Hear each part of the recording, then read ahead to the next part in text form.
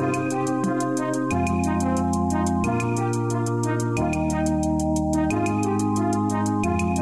David Pakman Show at davidpakman.com.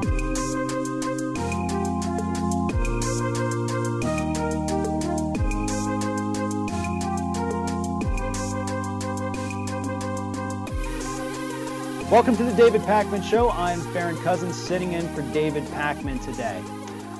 If you've been paying attention to Donald Trump's Twitter feed, as I know most of us like to do from time to time, you kind of get the feeling that this man never really knows exactly what he wants to say about anything.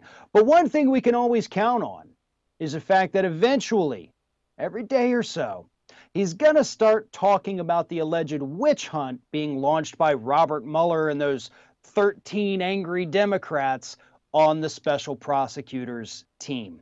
But what we really need to understand here, though, is that Donald Trump is repeating the exact same failed strategy that Richard Nixon used to avoid the Watergate scandal. In the months leading up to the firing of Special Prosecutor Archibald Cox back in the Watergate investigation, when all that was at its peak, the Nixon team, Nixon and his lawyers, came up with a new strategy. They were tired of trying to tell the public he had done nothing wrong, he'd done nothing wrong. So what they did was they switched and they began to launch attacks against Archibald Cox. They called it a witch hunt. I'm sure we've all seen the images of those old newspaper clippings that say Nixon sees witch hunt in investigation. And they called him a partisan hack, saying that this was launched for political purposes. They know there's nothing there, but they're going to do it anyway. This was a losing strategy for Nixon. Nobody in the public actually bought into this. But nonetheless, they used this very flimsy pretext as their justification to eventually fire the special prosecutor. That's, the Saturday Night Massacre. Everybody for the last year here in the United States has been waiting to see if Donald Trump is going to launch his own Saturday Night Massacre and fire Robert Mueller, shut down the special prosecutor's office. But again, we go back to Nixon. Because what Nixon had to do then, after he fired Cox, he had to appoint another special prosecutor. You see, they couldn't just exactly end the investigation. They had already been gathering evidence. They were already talking to people. They had pretty much built their case at that point, yet it wasn't quite finished. So they hired the new special prosecutor who, after seeing what happened to the last one, realized, you know what? I've got to do this pretty quickly. And that is exactly what happened.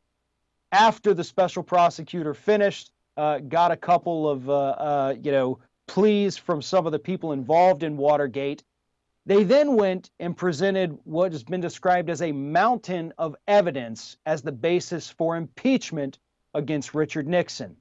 And as we all know, Richard Nixon never got to the point of impeachment because he resigned, because he understood he didn't have the votes to save himself from that. There's not too much different from what Donald Trump is doing right now compared to what Nixon did back then. But right now, we're still at kind of the planning phase. If you recall, a few months ago, Rudy Giuliani made it very clear that their new legal strategy was going to be to try to discredit Mueller and his team. That way, whenever evidence eventually came out, whether it was against a Trump associate or against Trump himself, the hardcore Trumpers in this country wouldn't believe that it was real.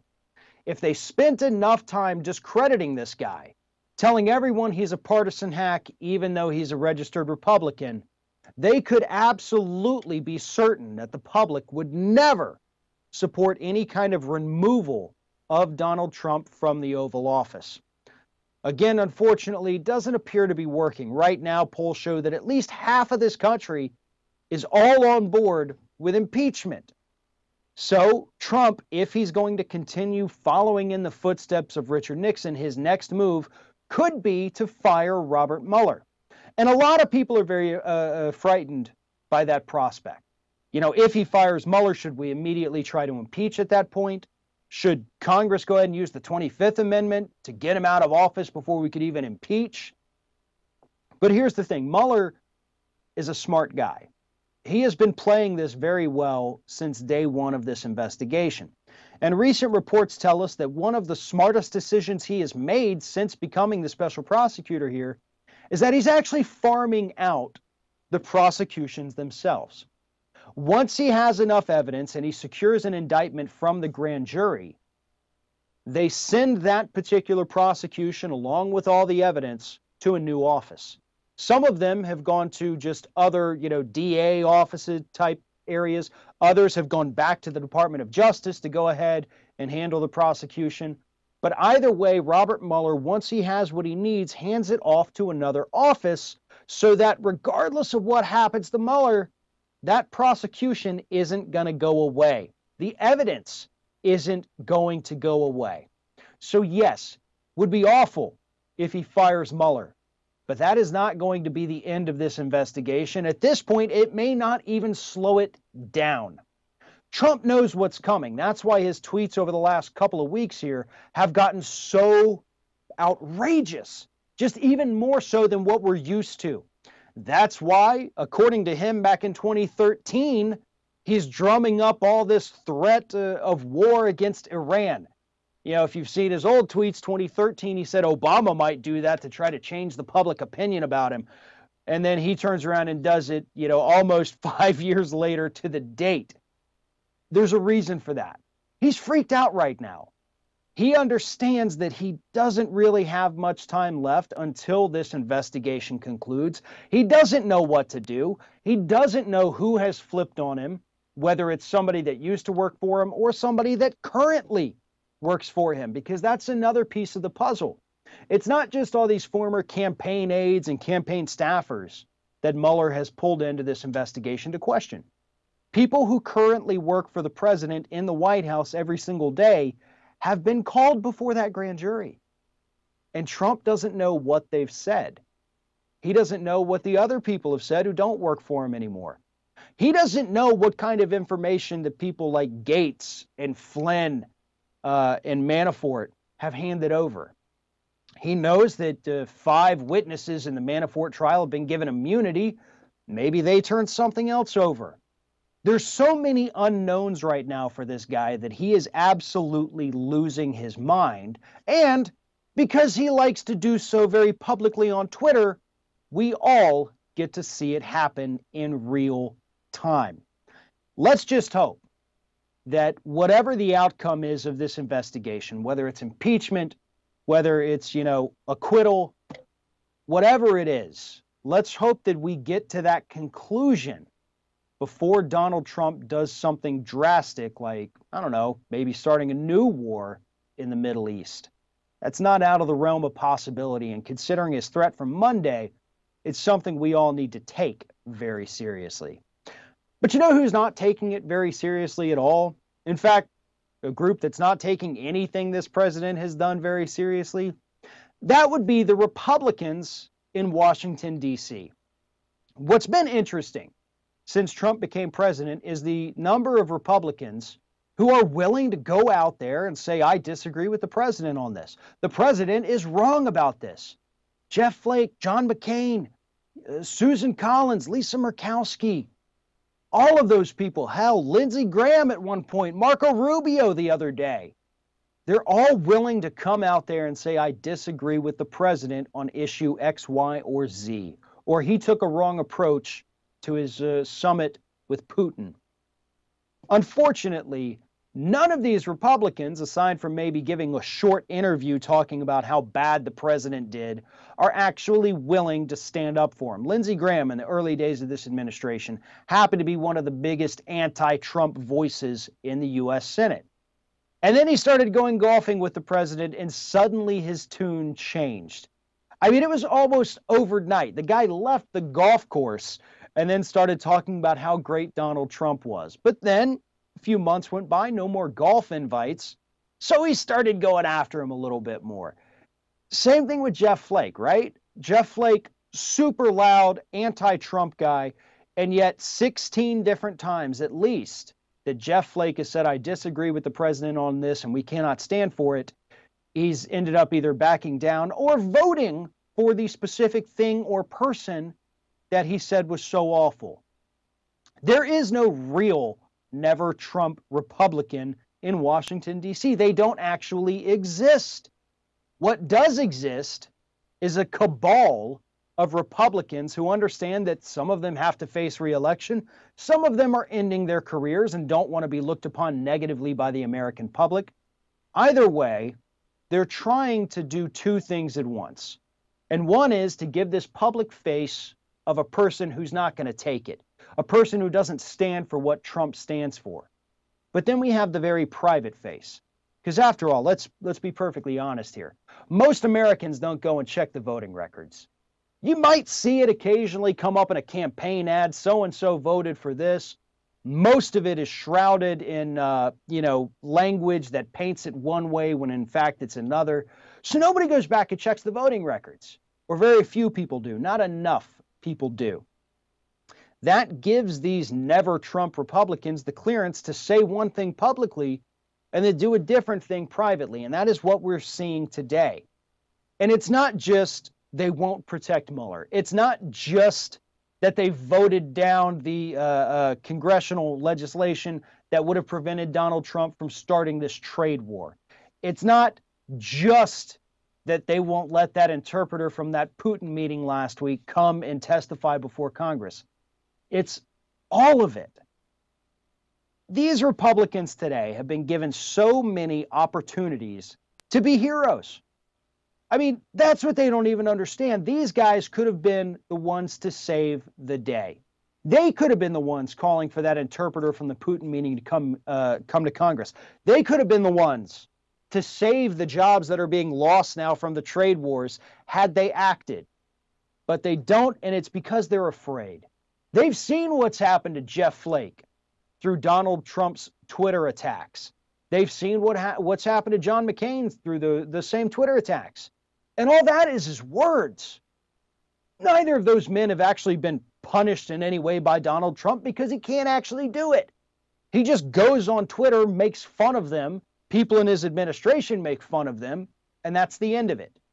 But even the threat of just being made fun of by the president on Twitter is enough to make these Republicans completely complicit with everything that this man has done.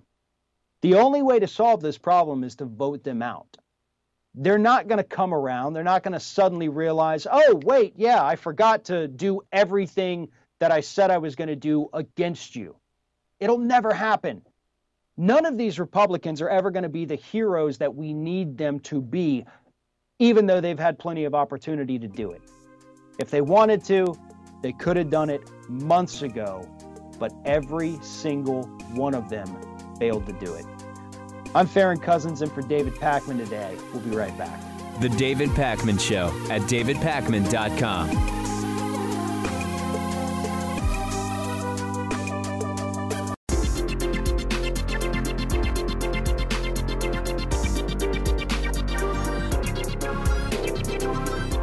The David Pakman Show at davidpakman.com. Hi, I'm Farron Cousins sitting in for David Pakman, and this is the David Pakman Show. Thanks for joining us. Listen, I know a lot of people have been very anxious recently, wondering about the outcome of the war on poverty. After all, this is a war that we have been fighting as a country since the early 1960s. Well, I am proud to announce that according to the Trump administration, we have finally won the war on poverty. All our poverty troops can come home, rejoin the families that they've been missing for decades, because the war on poverty is officially over and we won. Poverty lost. Now, obviously, that's not true, right? We all know that poverty still exists in a very big way here in the United States. But that didn't stop this administration recently from telling the world that we beat poverty here in the United States. And they did that based on faulty math from the administration. What happened was that they claimed that since 1961, the poverty rate in the United States has fallen from 30% to 3%. Now, 3% poverty would be a phenomenal measure of in any country. Anybody would be happy to only have 3% poverty. Unfortunately, again, they're using the wrong math. What the administration did to figure that 3% number was that they based their poverty measure on purchasing power of American citizens, which happens to include buying things with food stamps or getting medical care with a program like Medicaid. That's money that comes from the federal government, but you spent it, therefore you have greater purchasing power, therefore you are not in poverty. Reality says that the poverty rate in the United States is somewhere between 12.7%, according to the government, and 14%, according to the U.S. Census Bureau, based on the proper measure of poverty, which is a person's income, how much money they get each month. So anywhere between 12.7 to 14% is what the real number is. It is down from what we saw, during the Bush administration. Those numbers hit almost 18% at that time, but it's still a very real problem. So why in God's name would this administration be telling us that we won the war on poverty? Well, they actually answered that question in their own little announcement about winning the war. It's because they want to cut social safety net programs, so they have to make it seem like those programs are unnecessary here in the United States. One of the big drivers of this let's cut everything in the world that helps the less fortunate is Paul Ryan. And as we all know, Paul Ryan not seeking re-election. He's only got a few more months in office, but it has been a dream of his since he was a child to cut the social safety net out of the United States of America. I mean, most little kids go outside, they play, they pretend to be superheroes. Paul Ryan went outside and played, and I'm assuming practiced with a pair of scissors, pretending he was cutting that safety net, cutting red tape. That was his superpower, getting rid of protections that keep American citizens alive. And that's what he wants to do here, and he's using these faulty poverty numbers to do it. And the administration right now is enabling him. If you think back a few weeks ago, the UN did a report on what they call extreme poverty here in the United States. Those are people who are living on basically less than about $4 per day. Extreme poverty, they estimated that it's about 18 million American citizens living under those conditions. The administration snapped back at them and said, nope, by our count, which we don't let you see the numbers, it's only about 250,000 that live under those conditions, which means that it doesn't exist. They're doing the same thing here with just regular poverty numbers. We know it exists. Depending on where you live in this country, it's not that hard to see. It is an everyday reality for millions upon millions of American citizens. Take it from me. Listen, I live in the South. We see it all around us. Most of us at one point of our lives, or maybe even right now, are in it. It's not pleasant, it's not pretty, but it is very, very real. And for this administration to try to use this, one, to lie and say that it's not happening, but two, to cut away the safety net, that is absolutely deplorable. And I think that is an apt descriptor for this. Deplorable. Here's the thing. Paul Ryan doesn't think we won the war on poverty. He doesn't think that poverty has gone away in the United States, but he does still think that because things are decent in the economy at this very second, we should cut the social safety nets. A couple weeks ago, Paul Ryan had this to say in a speech. He said, in this economy, with all of the opportunities available, there could not be a better time to help more people move from welfare to work. So he is out there still today, this week, last week, on his Twitter feed, telling us that things are so great that all of you lazy people, you can go find a job, because in Republican world, if you're on welfare, it is 100% because you're lazy, not maybe because you had an accident and you're disabled, not maybe because the job you had been working for 25 years got shipped overseas because companies wanted to save a few dollars here and there, not maybe because of the trade wars that are currently costing hundreds upon hundreds of jobs every week in this country. No, you're lazy in Paul Ryan's eyes and in the eyes of too many Republican leaders in Washington, D.C. The social safety net keeps people from living on the streets. And even then, sometimes it can't completely keep people off that. There are work requirements for most of these programs. But Republicans would rather go out there and repeat the lies that they have been telling us since the 1980s about these alleged welfare queens, the people living high on the hog off the government's dollar, which could not be further from the truth. They would rather lie to you about that than admit the reality that maybe this economy is not perfect. Maybe the private sector is not helping the situation by sending jobs over the seas. Maybe, just maybe, the federal government needs to help these people. Because if they had to admit that, that would destroy the entire mythos that they have created as a political party since, again, at least the early 1980s, possibly going as far back as the New Deal, when Republicans obviously didn't think the government should be offering any of these programs. We have a problem here in the United States of very extreme poverty.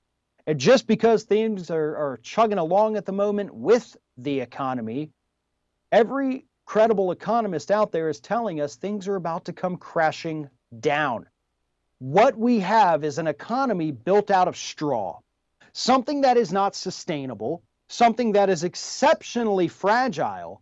And when you combine things like rising interest rates, which are happening right now, trade wars, which are happening right now, income inequality getting greater, which is happening right now. Any one of those things has the potential to devastate a fragile economy. We have all of them. So Paul Ryan can boast all he wants on Twitter right now about how great the economy is. Trump was doing it this morning as well. But at the end of the day, they know the truth. They know that poverty is real. They know that the economy is fragile. And they know that their policies, both Trump and Ryan, those two guys that are pushing for this, their policies are going to be the ones that bring everything crashing down.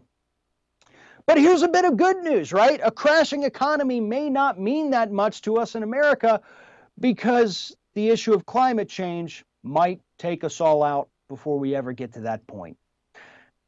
A week ago, a court in New York City threw out a series of climate change lawsuits that had been filed by the city against oil companies, asking them to pay for the damage that they helped contribute to by contributing to climate change. They wanted the oil companies, these multi-billion-dollar entities, to pay for the damage they'd caused, right? Judge throws out the lawsuits in New York about a week or two after a judge in California did the same thing, when we had about 12 to 14 cities in California suing oil companies because the cities were having to pay to mitigate climate change. They were having to pay for things like sea level rise and increased hospitalizations due to pollution. They wanted the oil companies, who are partially responsible for this, to pay their fair share. And so far, these lawsuits are getting thrown out of court left and right. Why? In both instances, we're talking about different judges here. The judges said because the issue of climate change and addressing climate change, that's something Congress needs to do. That's not something the court system needs to do. Let me tell you something. You know why we don't have lead paint in this country anymore? Yeah, it's because Congress enacted legislation. But do you know why they did? Because of all the lawsuits against them. Do you know why there's warning labels on cigarettes? Because Congress passed a law. Do you know why Congress passed a law? Because of all the lawsuits. I mean, the list is endless here, right? Yes, we're still importing asbestos, but there is a, national asbestos fund for the people who are getting mesothelioma from it. There are so many other instances where these things arise in the courts, brought by trial lawyers to make things right, to protect American citizens. So for these judges to say that, no, the courts can't handle this, this is something that needs to be done through legislation, first and foremost, you're 100% wrong, because this is how most major consumer protections have happened in this country. And two, have you paid attention to this Congress? Do you know what they're doing? Because I do, and most of us do, and the answer is nothing. On the issue of climate change, they're doing nothing. Yeah, we just got rid of Scott Pruitt, who was one of the most anti-environmental heads of the EPA we've ever had. And now we've got an actual coal lobbyist sitting in there right now as the acting head of the EPA, Andrew Wheeler. Things for the environment are getting worse than ever. This administration, the president himself, once called climate change a hoax by the Chinese. They're not going to do anything about it. The majority of people, their representative in this country is a climate change denier. The majority of people in this country are represented in Congress by somebody who either thinks that climate change isn't real or that we shouldn't do anything about it. So yeah, the majority of us, we got somebody in Congress who doesn't think it's a big deal or that it's even a deal. So why?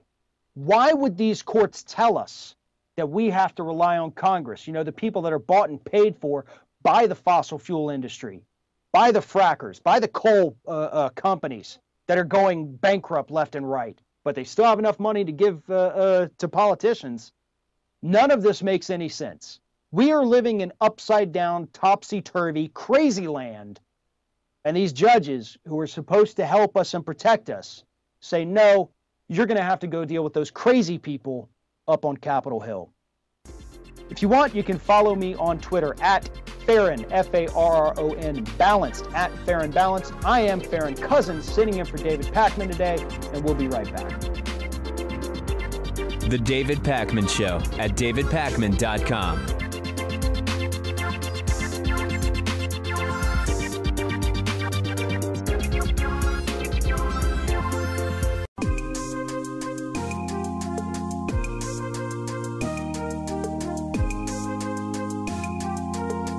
Welcome back to the David Pakman Show.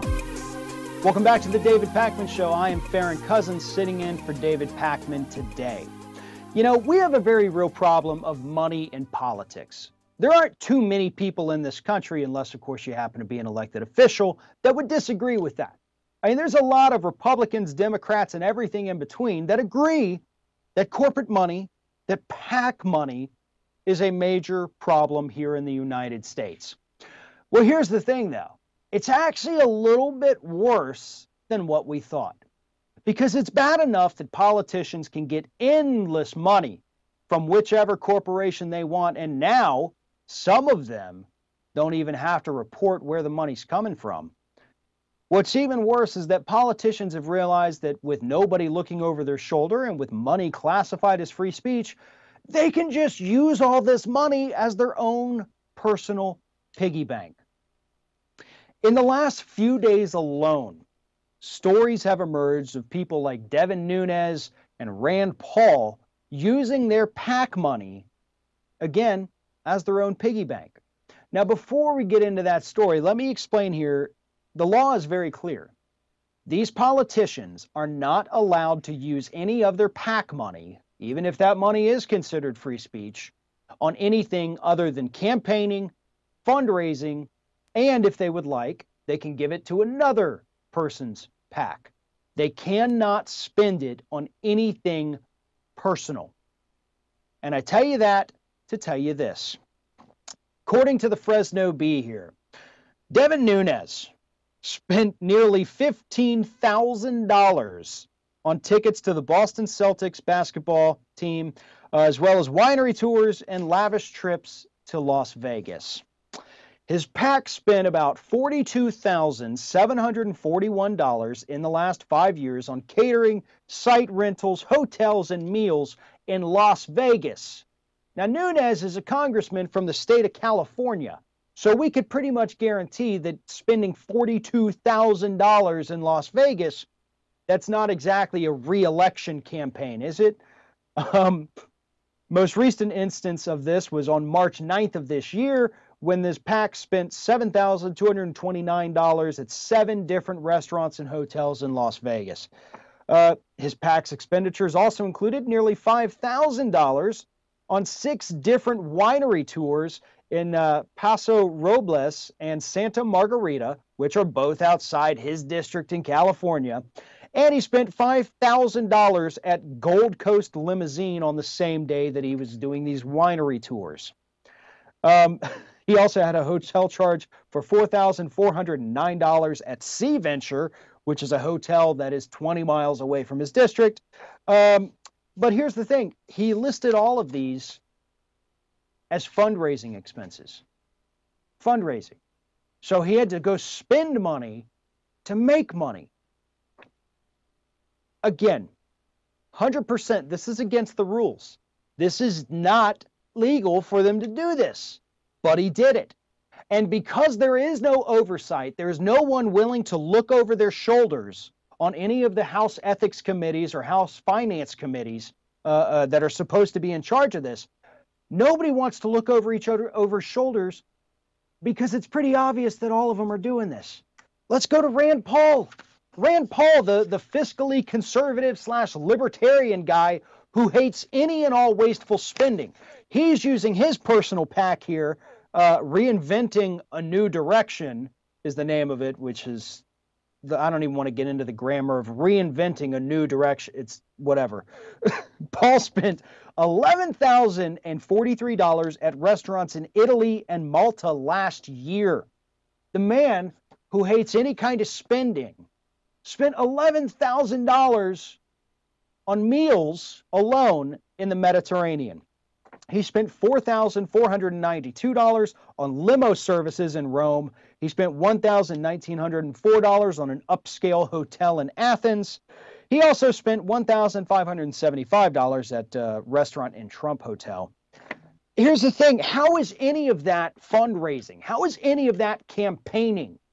This is Rand Paul using his donors' money to go out there and live the high life and go on this beautiful Mediterranean vacation that most Americans would love to go on, but we'll never be able to afford it because we're not corrupt like these Republican and most likely Democratic politicians are. This is insanity. But this is what happens when you have a corrupt Supreme Court that tells us that money is free speech. If money were actually free speech, as the Supreme Court tells us in Citizens United and McCutcheon, if money were free speech, then wouldn't it be that those without money don't have speech? It's that simple. It's that simple, and that is why money can't be free speech. If money is free speech, which we're all entitled to, then wouldn't we all be entitled to the same amount of money? There's no restrictions on or no limits on how much free speech you get. But there is limits on what kind of money you can get from the government itself, whether it's Medicaid, Medicare, Social Security, food stamps, or just straight up tax returns. If you want to call money free speech, then you have to ensure that everybody has the same amount of speech. And a good lawyer arguing that when Citizens United was in front of the court could have put an end to this before any of it even started. Speaking of good lawyers, Jim Jordan, the Republican darling out of Ohio, is going to need a very good lawyer. Last week, Jim Jordan was named in a lawsuit being brought by former athletes and students at Ohio State University for his failure to do anything about the fact that these young men were being molested by the wrestling team doctor. At this point, we have at least, I think by latest count, at least 8 different former wrestlers who were at OSU during the time when Jim Jordan was a coach there. I think it was 87 to 95. During that 8-year stretch, Jim Jordan was a wrestling coach at Ohio State University. The doctor was basically molesting these boys in one way or another. He was taking nude photos of them, according to this new lawsuit that has named Jim Jordan in it. He was touching them inappropriately. He would frequently touch them inappropriately in the showers outside of any kind of medical examination. And according to the people who are accusing Jim Jordan of doing nothing, they told him about it, and the biggest reaction they ever got from him wasn't him going and telling the higher-ups what was happening.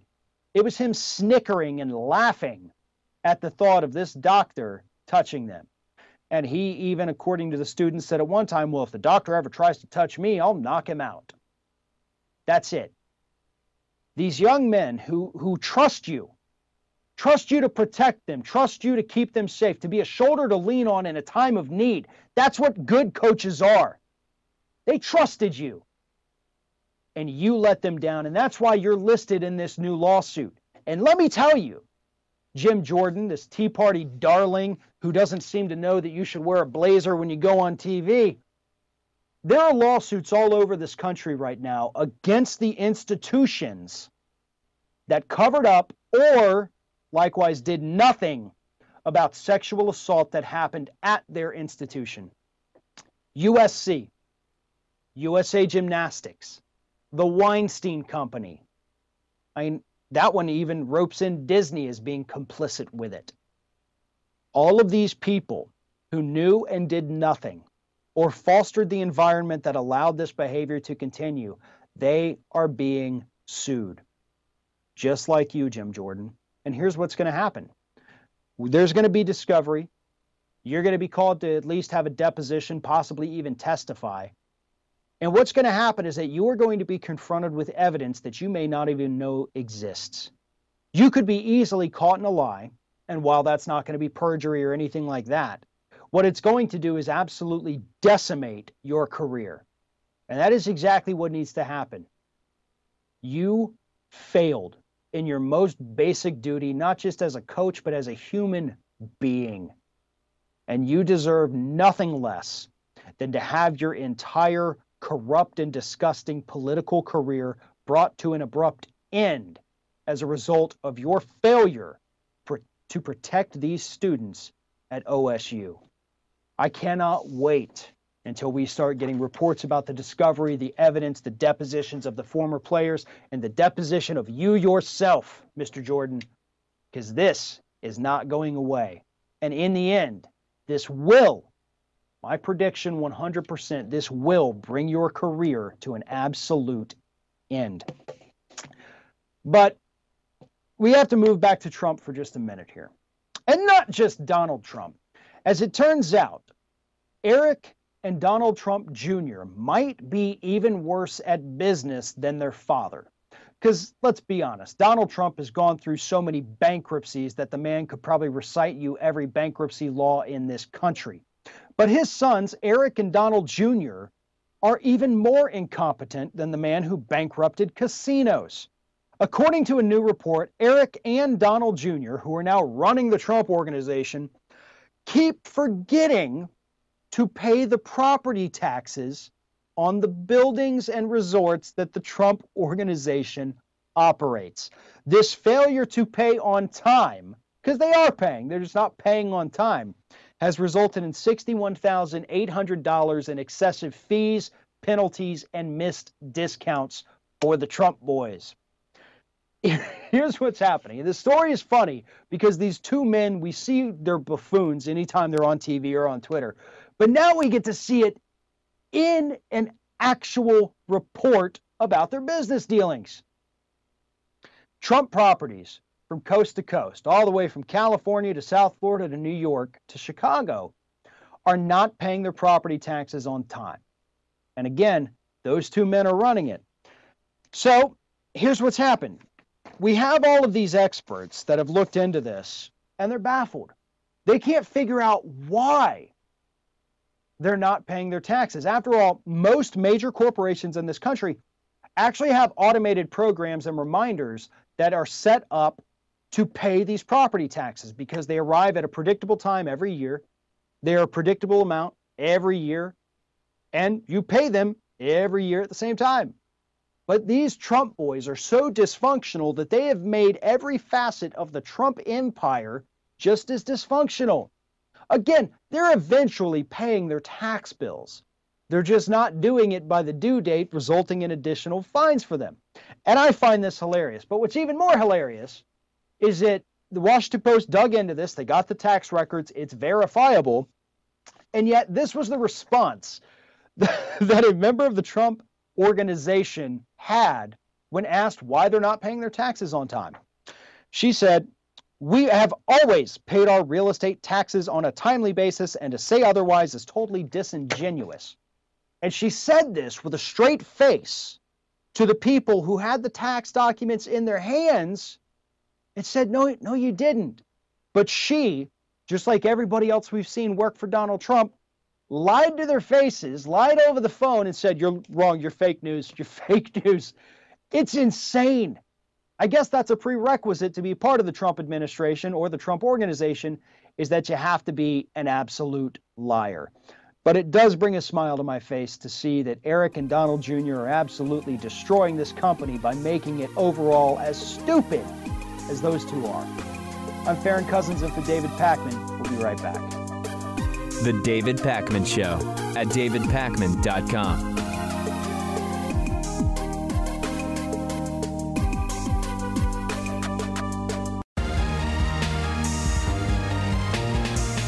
The David Pakman Show at davidpakman.com. Welcome back to the David Pakman Show. I am Farron Cousins from Ring of Fire, sitting in for David Pakman today. Right now, we're at a crucial point in the lead-up, in the run-up to the 2018 midterm elections.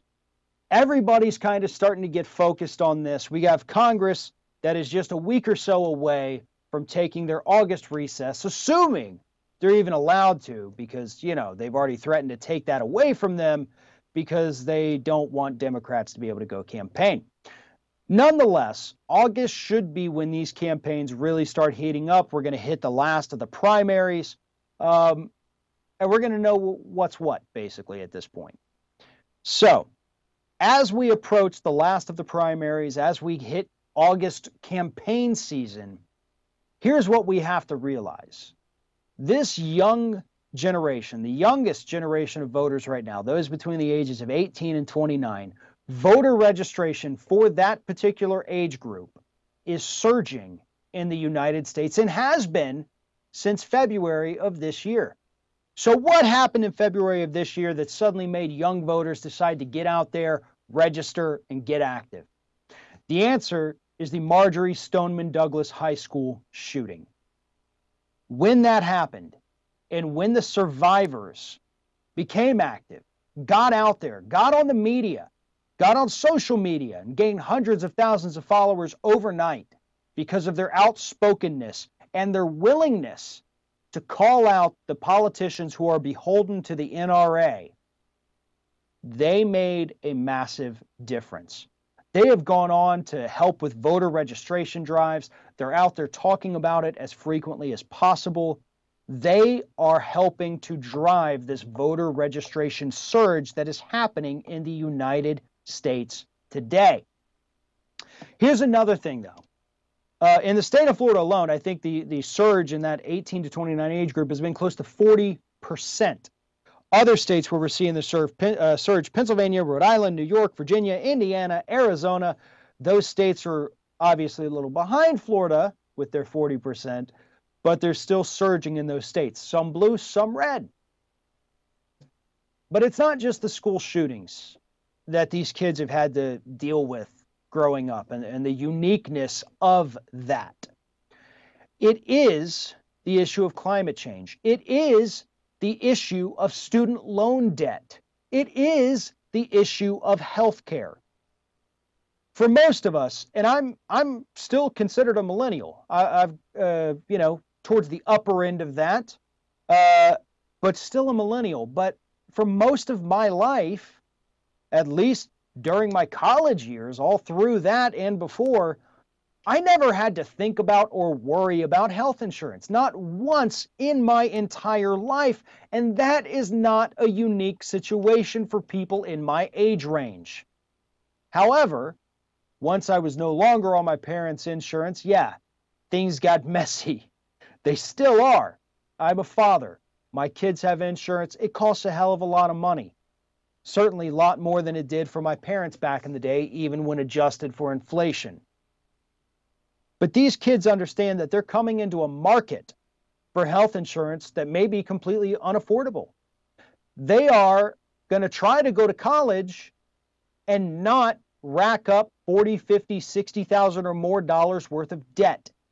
But more importantly, they're just hoping that they can live long enough to make it to that point.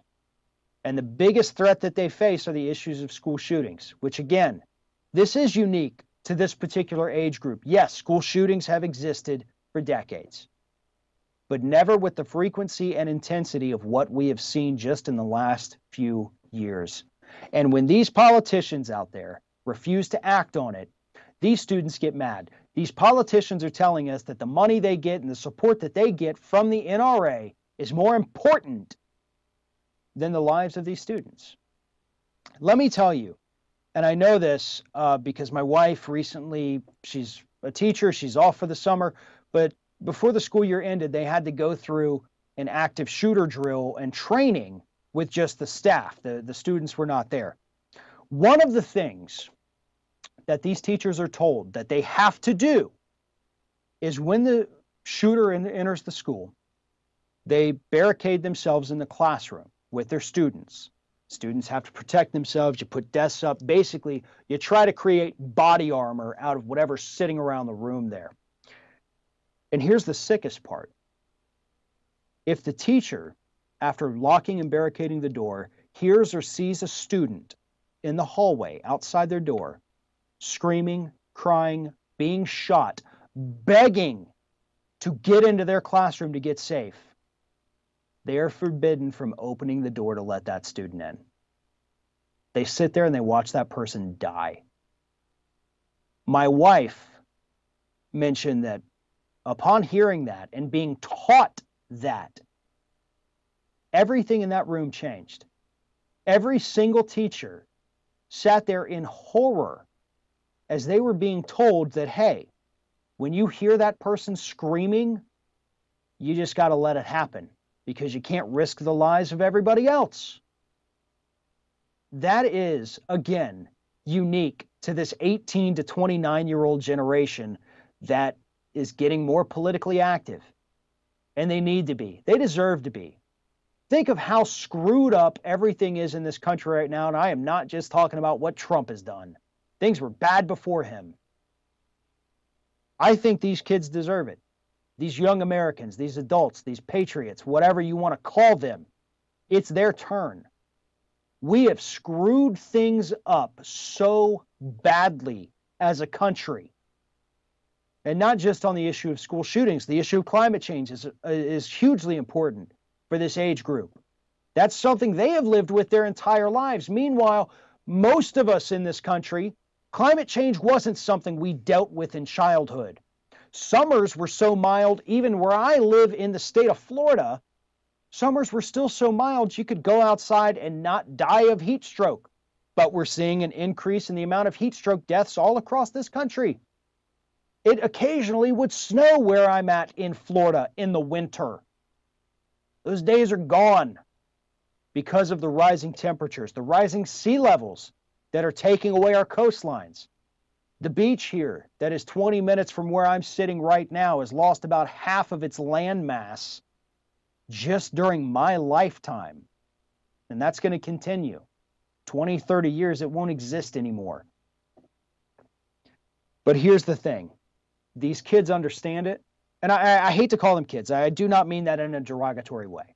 This group, these citizens, these patriots understand it.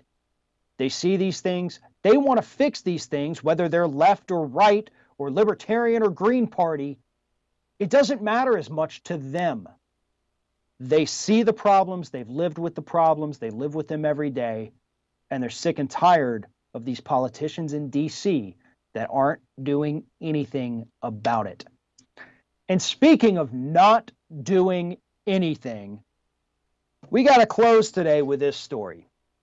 Last Friday in the state of Ohio, Third Way, the, renowned centrist Democratic think tank, hosted this event in Ohio where they got the Democrats together along with some wealthy donors to talk about what to do about this progressive revolution happening here in the United States, specifically Alexandria Ocasio-Cortez.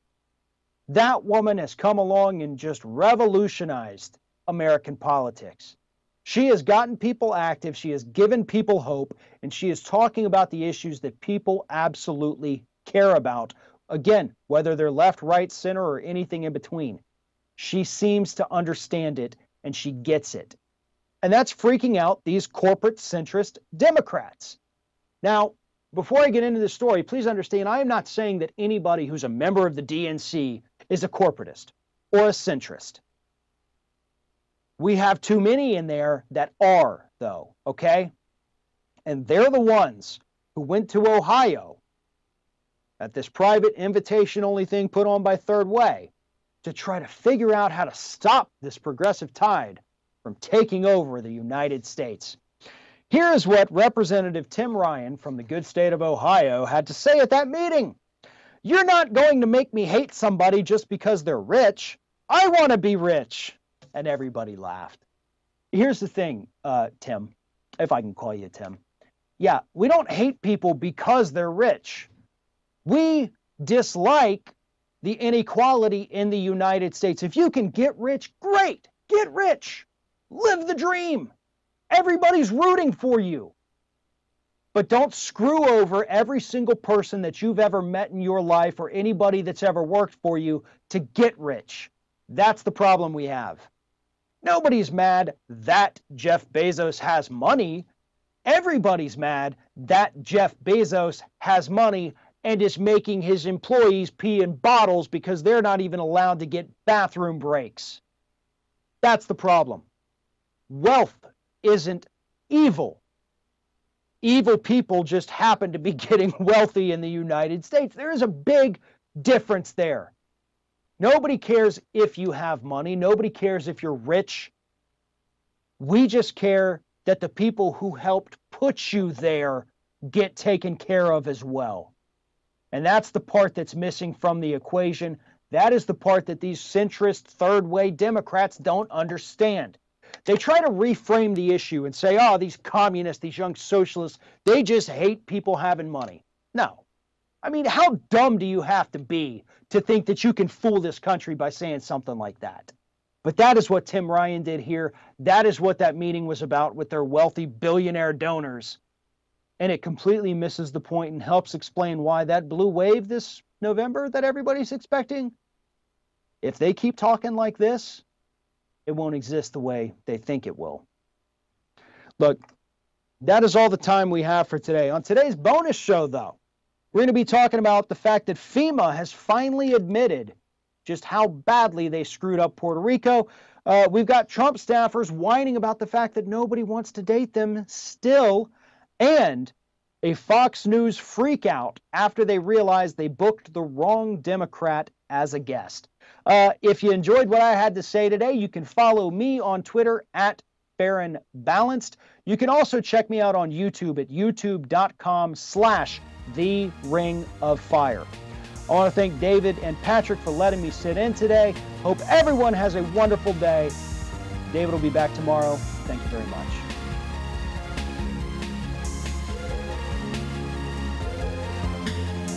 The David Pakman Show at davidpakman.com.